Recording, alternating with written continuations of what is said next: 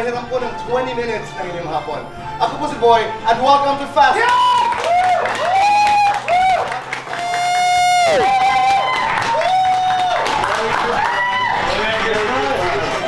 Maraming salamat.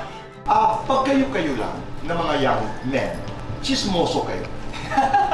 I think ito naman pinaka nakakatawa kasi po they say girls yung chismis. Pero kasi yung mga lalaki chismoso. Oo, Tito Boy. Di ba? Admitted kami. Kumbaga, alam nung chismis yung babae pero alam ng boys yung kwento. Oo, yung may alam. Again, sige lang. Alam ng girls ang chismis. Alam ng boys ang kwento. Love is a never-ending teacher. Or a never-ending lesson. That's good. Yeah. I mean, wow. Okay. Kasi for me, love po, apart from relationships and special someone, love goes many ways. Halimbawa lamang si God, may prayer ka para sa Kanya.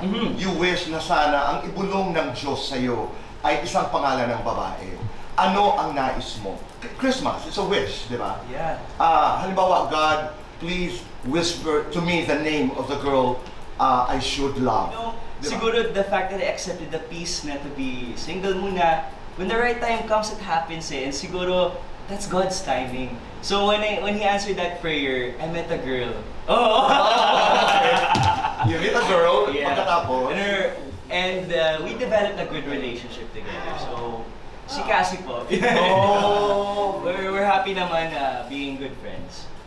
Love, marami kasi Tito Boy for me yung love. Doon na lang tayo sa pangalan na ibubulong Okay. Sophia. Binalong. Yung sa'yo, di ko binalong. Sa akin, binalong mo.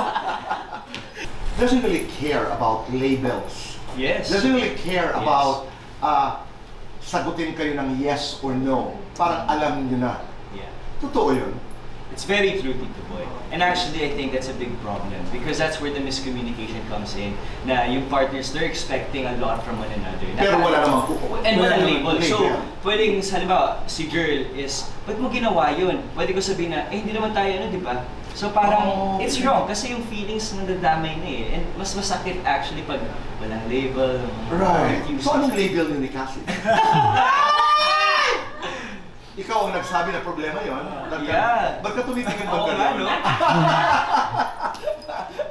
Siguro a step past friendship. I don't know what that's called. Close to something but past the friend level. Yeah. Okay. Kayo ni Sophia. Yeah. Ano dito? May label na kayo? Basta ako Tito Boy, siloso. Single or taken? Yung gitna, Tito Boy. Your best asset? My personality? Your biggest fear? Spiders. Guilty or not guilty? Nahatid na si Cassie sa bahay. Guilty. Lights on or lights off? Lights on. Happiness and chocolate? Happiness. Best time for happiness? Any day, anytime. Complete this. Excited na akong? Excited na akong to move forward in this new journey in my life. Label or no label? Label. 1 to 10, gaano kayo kadalas mag-date ni Sophie? Pass!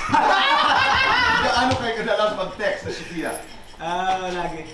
Gaano kadalas iniisip si Sophia? Lagi. Gaano kamahal si Sophia 1 to 10? 10. Guilty or not guilty? Nangupit sa parents? Yes. Guilty or not guilty? May pinagselosang artista? Marami. Katulad, mamaya na. Lights on or lights off? Lights on. Happiness or chocolate? Happiness. Best time for happiness? Anytime. Complete this. Hindi na ako Makulit.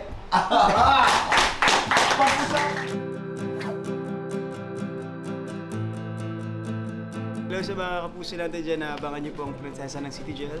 Ngayong kaming January 13 na po yan sa GMA Afternoon Prime. And syempre abangan niyo rin po mga Sundays. Kasama ko na dyan si Michael. Fellow OG Cuties, abangan niyo po ang OG Cuties sa AOS. At ako naman po, abangan niyo po ang Shining Inheritance tuwing hapon, 3:20 PM. Abangan niyo po ang mas painit at mga intenso eksena na mangyayari. And sa TikTok Up naman po tuwing umaga, 11 AM. Sali na po kayo sa saya at energy ng dala po ng mga TikTropa. Ayan, maraming salamat po.